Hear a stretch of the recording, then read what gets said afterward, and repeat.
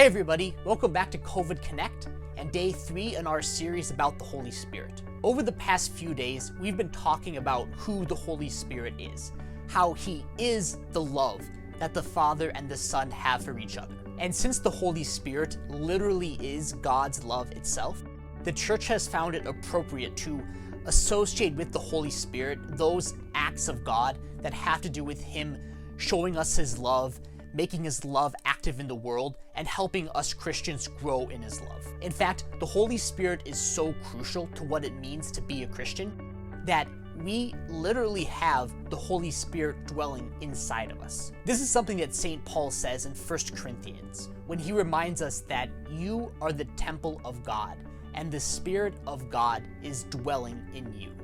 Now, that's a really amazing, a really radical thing, and it's worth lingering over. Because we are Christians, we have the Holy Spirit inside of us.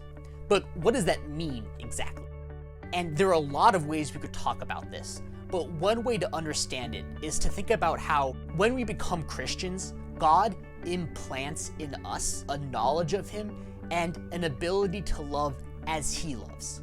And this ability is way beyond what we would be able to accomplish as just human beings. That's why it's called a supernatural power, a supernatural ability. Another way of saying that is that God is lending, he's giving us human beings his own power to love. But as we've seen, his power to love is the Holy Spirit. So when we become Christians, the Holy Spirit and his power become part of our souls. And since this power is implanted in us in our baptism, all we need to do is to become aware of it and accept it and start trying to live it out. The more we work to be like the Holy Spirit, the more we work to show God's love and increase the power he's given us, we're going to start displaying characteristics like joyfulness, peace, the ability to forgive, gentleness, these things that we call the fruits of the Holy Spirit, or signs that we are trying to bring to life the power of love that God's implanted in us.